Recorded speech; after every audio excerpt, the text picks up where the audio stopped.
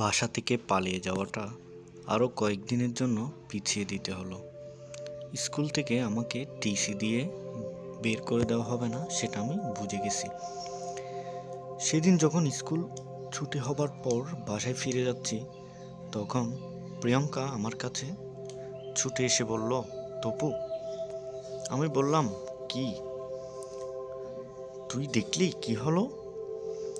অনেকদিন পর কেউ একজন আমার সাথে তুই তুই করে কথা বলল। আমি ভুলেই গিয়েছিলাম একজন যখন আরেকজনের সাথে আন্তরিকভাবে কথা বলে তখন কেমন লাগে। আমি আমার অবাক হওয়াটা গোপন রেখে বললাম, কেন, কি হয়েছে? তুই প্রিন্সিপাল ম্যাডামকে কি বলেছিলি মনে আছে? কি? রাজাকার স্যার রবীন্দ্রনাথের কবিতা পড়ান না, মুক্তিযুদ্ধ নিয়ে টিটকারি মারেন। আমার মনে পড়ল। বললাম, ও হ্যাঁ, মনে আছে। প্রিন্সিপাল ম্যাডাম ঠিক এগুলো নিয়ে কথা বলেছেন। আর 10 বছর ধরে যে সর্বনাশ করার চেষ্টা করেছেন, প্রিন্সিপাল ম্যাডাম 1 ঘন্টায় সেটা ঠিক করে দিলেন। প্রিয়ঙ্কা আনন্দে দাঁত বের করে আমার দিকে তাকিয়ে হাসল। আমার দিকে তাকিয়ে অনেকদিন কেউ হাসেনি। আমার কাছে বিষয়টা এমন বিচিত্র মনে হলো যে আমি ভ্যাবাচ্যাকা খেয়ে প্রিয়ঙ্কার দিকে তাকিয়ে রইলাম। প্রিয়ঙ্কা বলল, তোর কি হলো? এভাবে তাকিয়ে আছিস কেন?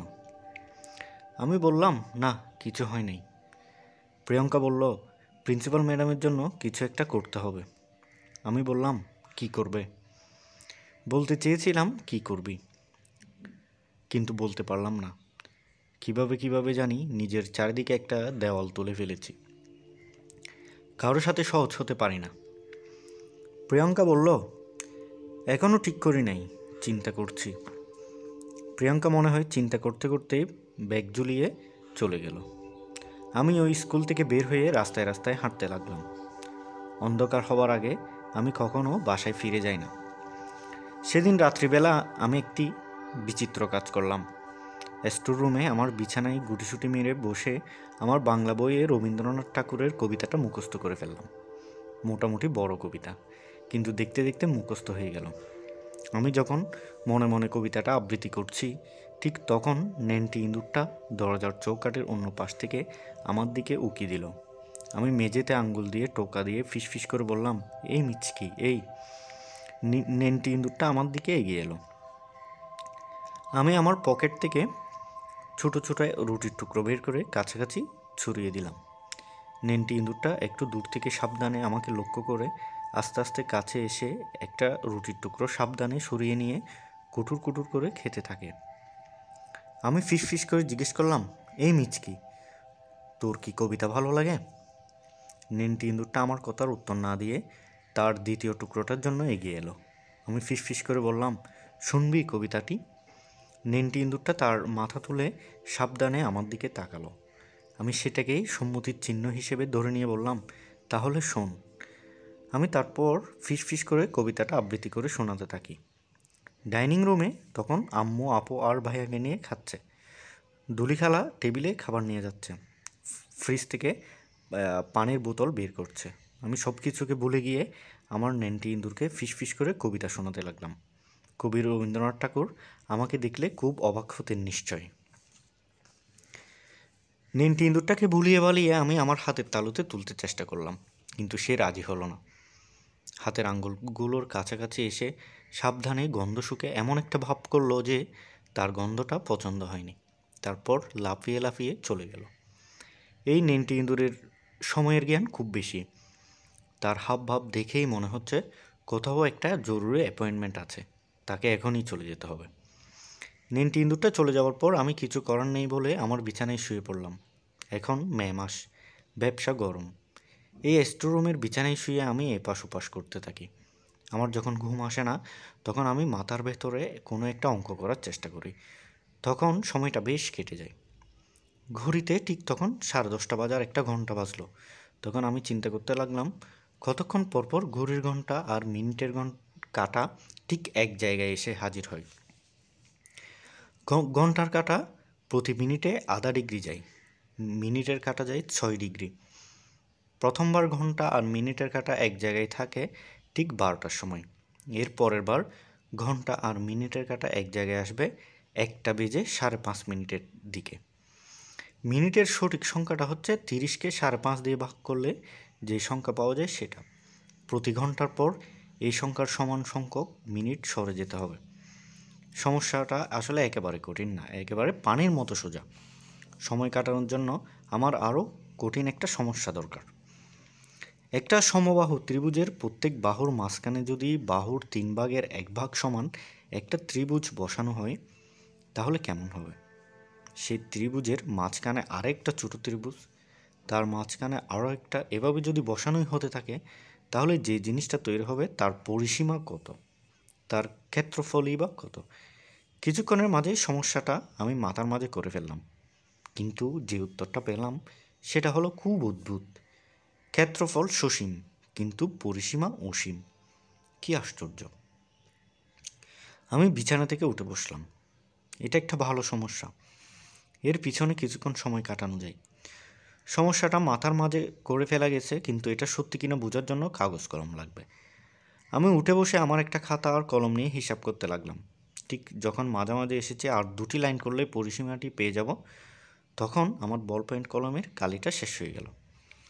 আমার এত মেজাজ খারাপ হলো যে বলার মতো নয়। ইচ্ছা হলো কলমটাকে কামড়ে খেয়ে ফেলি, কিন্তু বল পয়েন্ট কলম কামড়ে খেয়ে ফেললেও তো সেটা থেকে লেখা বের হবে না। আমি আমার কাগজগুলো নিয়ে ছটফট করতে লাগলাম। সমস্যাটা শেষ করার জন্য হাত নিষ্পিস করতে লাগলো। ভাইয়া কিংবা আপুর কাছ থেকে একটা কলম চেয়ে আনা যায়, কিন্তু আম্মুর চোখে পড়ে গেলে সর্বনাশ হয়ে যাবে। সবাই ঘুমিয়ে যাওয়ার পর খুব সাবধানে উঠে গিয়ে ভাইয়া কিংবা আপুর টেবিল থেকে একটা কলম নিয়ে আসা ছাড়া আর কোনো সহজ উপায় নেই। তা না হলে সকাল পর্যন্ত অপেক্ষা করতে হবে। বাসা থেকে পালিয়ে যাওয়ার জন্য অনেক দিন থেকে আমি একটু একটু করে টাকা পয়সা জমানোর চেষ্টা করছি। সেখান থেকে 2টো টাকা দিয়ে একটা বল পয়েন্ট কলম কিনে ফেলা যাবে, কিন্তু এখন 10:30, 11টার সময়। আমার কিছুই করার নেই। সব কিছু ভুলে গিয়ে ঘুমানোর চেষ্টা করা যায়, কিন্তু আমি ঘুমাতে পারছি না। দেখাই যাচ্ছে আমি যে জিনিসটার পরিসীমা আর ক্ষেত্রফল বের করার চেষ্টা করছি তার মাঝে একটা বিচিত্র ব্যাপার রয়েছে। এর ক্ষেত্রফল সসীম কিন্তু পরিসীমা অসীম। এটা কিভাবে হতে পারে? বিষয়টা ভালো করে দেখার জন্য আমার ভিতরটা আঁকুপাকু করতে লাগলো। আমার দরকার একটা কলম বা পেন্সিল। আমি আমার বিছানার কাগজপত্র ভালো করে উল্টে পাল্টে দেখলাম, কোথাও আরেকটা কলম কিংবা পেন্সিল নেই। বহুদিন থেকে লেখাপড়া করি না, তাই থাকার কথাও না। কী করব বুঝতে না পেরে শুয়ে শুয়ে আমি চটফট করতে লাগলাম। রাত 11:30টার দিকে বাসার সব আলো নিভে গেল, তার মানে সবাই শুয়ে পড়েছে। তারপর আমি আরও কিছুক্ষণ সময় দিলাম।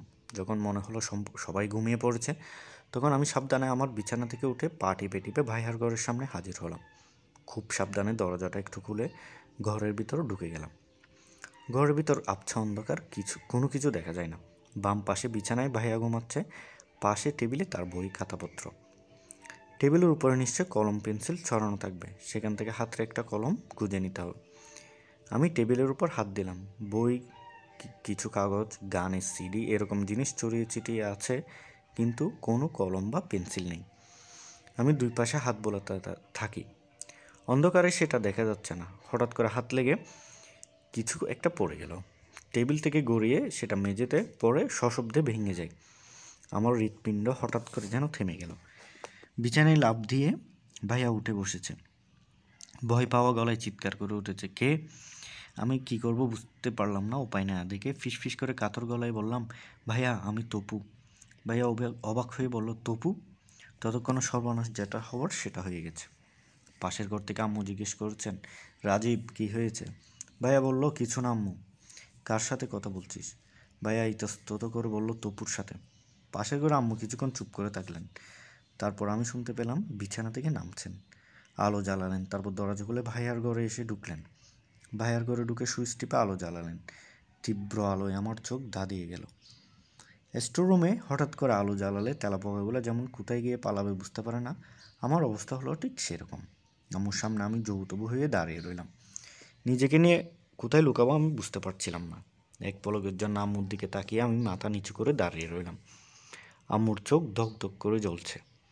আম্মু জিজ্ঞেস করলেন, তুই এখানে কি করছিস? আমি কি বলবো বুঝতে পারলাম না। কিছু না বলে নিঃশব্দে দাঁড়িয়ে থাকাই মনে হয় সবচেয়ে নিরাপদ। আম্মু আরও এক পায়ে গিয়ে এসে ধমক দিয়ে জিজ্ঞেস করলেন, কেন এসেছিস এখানে? আম্মু নিচের দিকে তাকালেন। আমার হাতে লেগে টেবিলে রাখা গ্লাসটা পড়ে ভেঙে গেছে। শুধু যে গ্লাসটা ভেঙেছে তা নয়, পানি পড়ে টেবিলে রাখা ভাইয়ার বই কাগজপত্রও একটু ভিজে গেছে। আম্মু আরও এক পায়ে গিয়ে এসে খপ করে আমার চুল ধরে একটা হাঁচকা টান দিলেন। হিংস্র গলায় বলেন, কি করতে এসেছিস এই ঘরে? আমি যন্ত্রণায় ছটফট করতে করতে বললাম, একটা কলম নিতে এসেছিলাম। আম্মু আমাকে ধাক্কা দিয়ে সরিয়ে দিয়ে বললেন, কলম নিতে এসেছিস? কলম? আমি মাথা নাড়লাম। আম্মু গলায় বিষ ঢেলে বললেন, আমার জ্ঞানের সাগর আইনস্টাইন রাত দুপুরে এসেছেন কলম চুরি করতে। আমার সাথে তুই ইয়ার্কি মারতে এসেছিস? তুই ভাবছিস আমি জানি না তোর পড়াশোনার নমুনা? তুই কয় সাবজেক্টে পাশ করিস আর কয় সাবজেক্টে ফেল করিস আমি সেটা জানি না ভেবেছিস? আমি চুপ করে দাঁড়িয়ে রইলাম। আম্মু এদিক সেদিক তাকিয়ে চেয়ারে রাখা ভাইয়ার প্যান্ট থেকে তার বেল্টটা খুলে নিয়ে আমার দিকে এগিয়ে এলেন। চিৎকার করে বললেন, সত্যি করে বল, কেন এসেছিস? কি চুরি করতে এসেছিস? কথা শেষ করার আগে বেল্টটা দিয়ে আম্মু সমস্ত শরীরের শক্তি দিয়ে আমাকে মারলেন। আমার চামড়া কেটে বেল্টটা শরীরের ভিতর ঢুকে গেল। যন্ত্রণায় আমি নিজের অজান্তেই কেঁদে উঠলাম।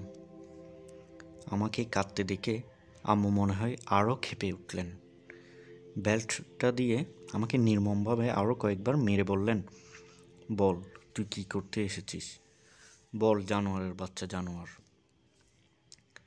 আমার কান্না আর আম্মুর চিৎকার শুনে ভাইয়া তার বিছানা থেকে নেমে এসেছে। আপু তার ঘর থেকে চলে এসেছে।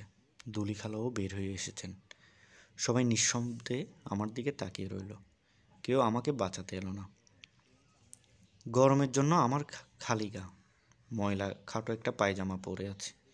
ঠিকমতো গোসল করতে পারি না বলে গায়ে ময়লা। এক মাথা ময়লা চুলে আমাকে নিশ্চয় দেখাচ্ছে হতচ্ছাড়া একজন মানুষের মতো। আমি জানি আমাকে দেখে কারো ভিতরে কোনো মায়া হচ্ছে না, কোনো করুণা হচ্ছে না। সবার ভিতরে এক ধরনের বিতৃষ্ণা হচ্ছে, ঘেন্না হচ্ছে। একটা গেঁয়ো কুকুরকে যখন কেউ লাথি মারে সেটা কেউ কেউ শব্দ করে পালিয়ে যায়, তখন সেই কুকুরটার জন্য যেরকম মায়া হয় না, ঠিক সেই রকম আমার জন্যও কারো মায়া হচ্ছে না। আমার নিজেকে এত ছোট, এত জঘন্য মনে হতে লাগলো যে ইচ্ছা হলো মাটির তলায় ঢুকে যাই। একসময় আপু এগিয়ে এসে শুকনো গলায় বলল, আম্মু, তপু হয়তো আসলে একটা কলমের জন্য এসেছে। একটা কলম দিয়ে দাও, তারপর শুতে চলো। এত চেঁচামেচি করলে তোমার শরীর খারাপ করবে। আম্মু চিৎকার করে বললেন, তুই এই বদমাইশটার কথা বিশ্বাস করছিস? তুই জানিস এই বদমাইশটা একটা চোর, চুরি করতে এসেছে। আপু বলল, থাকুক আম্মু। আম্মু বললেন, কেন থাকবে? একটা চোরকে আমি বাসায় পালবো? আপু কি বলবে বুঝতে পারল না। ঘুম ঘুম চোখে একটা হাই তুলে নিজের ঘরের দিকে রওনা দিল। আম্মু বললেন, আমি লিখে দিতে পারি, এই বদমাইশটার ঘর সার্চ করলে বের হবে এটা কী কী জিনিস চুরি করে। আপু আবার বলল, থাকুক আম্মু। আম্মু বললেন, তুই আমার কথা বিশ্বাস করলি না, আয় আমার সাথে। তারপর আমার চুল ধরে হির হির করে আমাকে টেনে নিয়ে গেলেন আমার স্টোর রুমে। আমার ময়লা তোষকটা তার হাত দিয়ে ধরতে ঘেন্না হলো, তাই পা দিয়ে সেটাও উল্টাতে শুরু করলেন। পালিয়ে যাওয়ার জন্য আমি অনেক দিন থেকে টাকা জমিয়ে যাচ্ছি। সত্যি কথা বলতে কি, তার অনেকটুকু আমি আসলেই চুরি করেছি।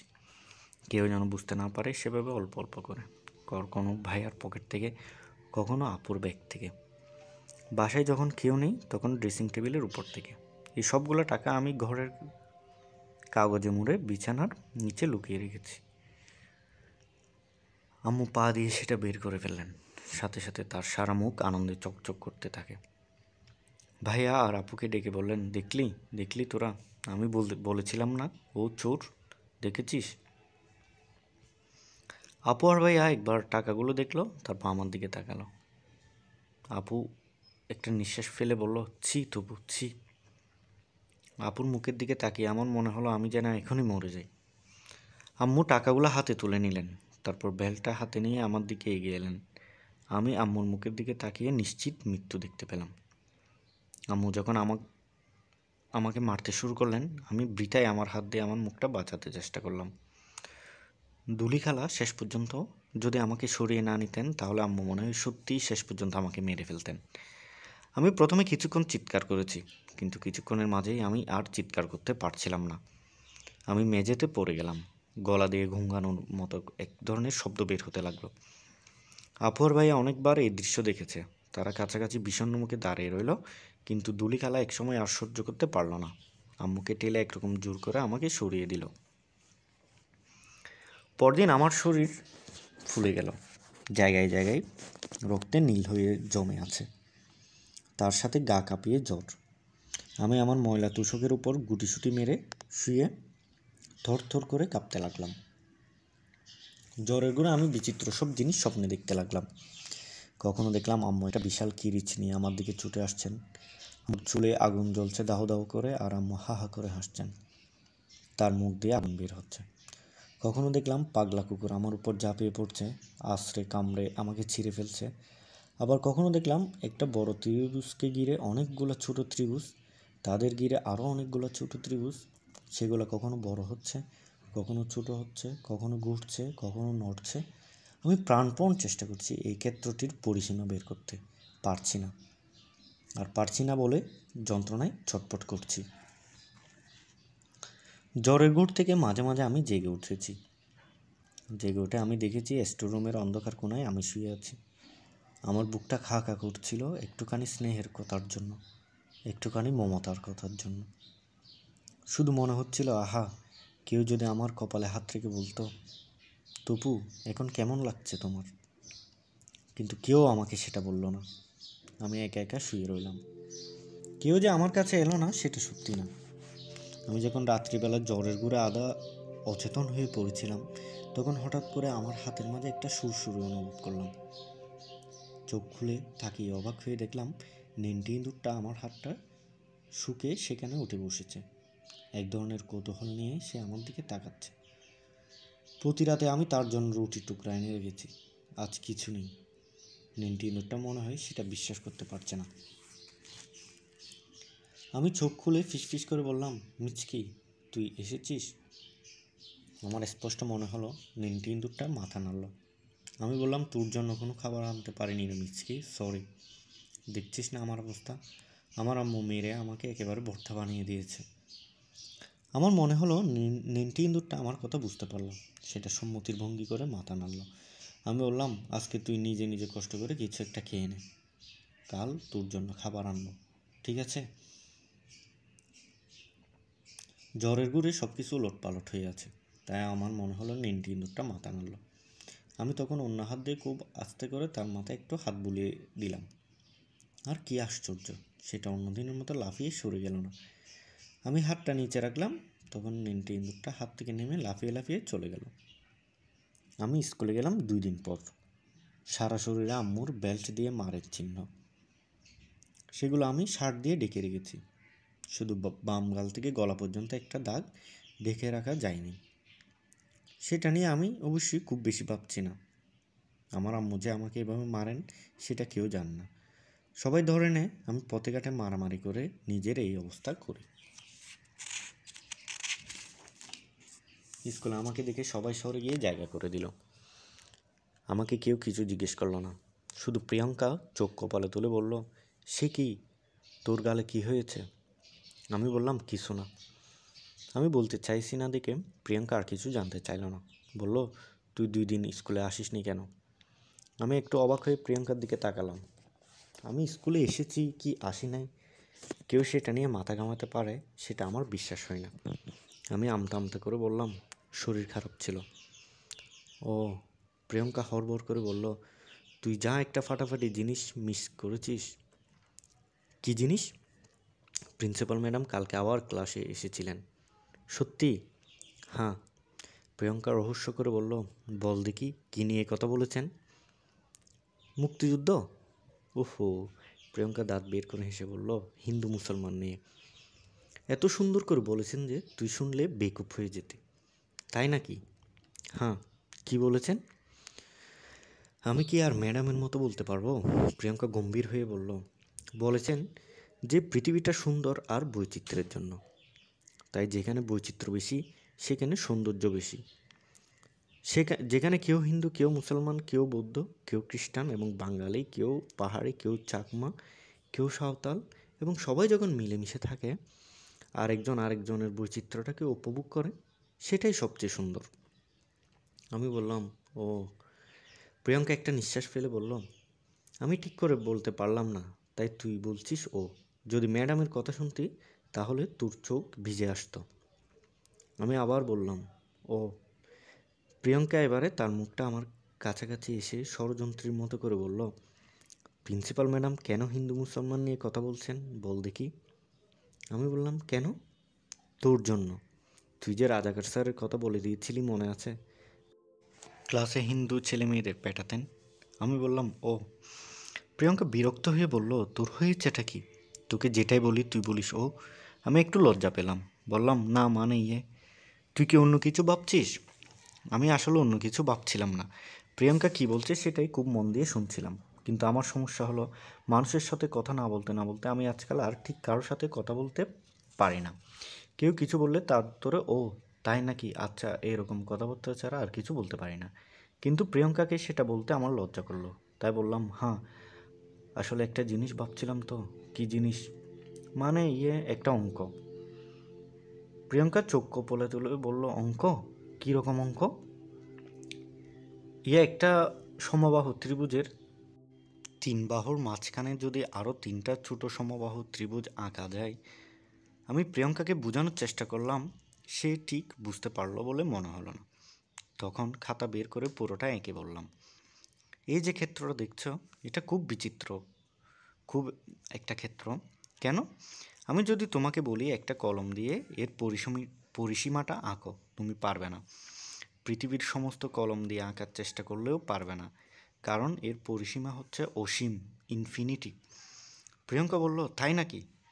হ্যাঁ, কিন্তু তোমাকে যদি বলি এর ভিতরের ক্ষেত্রফলটা রং করে করে দাও, তাহলে তুমি একটা কলম দিয়ে ঘষে ঘষে রং করে ফেলতে পারবে। ক্ষেত্রফল হচ্ছে সসীম, কিন্তু পরিধি হচ্ছে অসীম। কি অদ্ভুত, দেখেছ? বিষয়টা যে খুব অদ্ভুত সেটা প্রিয়ঙ্কা প্রথমে ঠিক বুঝতে পারেনি। খানিকক্ষণ চেষ্টা করে তাকে বোঝাতে হলো। যখন সত্যি সত্যি বুঝতে পারলো, তখন সে এত অবাক হলো বলার মতো নয়। একটু পরে পরে বলতে লাগলো, এটা কেমন করে সম্ভব, এটা কেমন করে সম্ভব? আমি বললাম, খুব সম্ভব, তুমি নিজেই দেখছো। প্রিয়ঙ্কা খানিকক্ষণ আমার দিকে অবাক হয়ে তাকিয়ে থেকে বলল, তোর অঙ্ক করতে খুব ভালো লাগে। আমি ইতস্তত করে বললাম, তা তো জানি না। তুই বড় হয়ে গণিতবিদ হবি? আমি হেসে বললাম, ধুর। প্রিয়ঙ্কা ভাবলো আমি বিনয় করছি, কিন্তু আমি যে 2-1 দিনের মাঝে বাসা থেকে সারা জীবনের মতো পালিয়ে যাব, কেউ কেউ আর আমার খোঁজ পাবে না, সেটা আর বললাম না। বড়জোর একটা বেঁধে হয়ে পথে ঘাটে সাপের খেলা দেখাবো। আমার জীবনে এর থেকে বেশি আর কি হতে পারে? আমি জানি আমার কপালে এটা সিল মেরে লিখে দেওয়া আছে।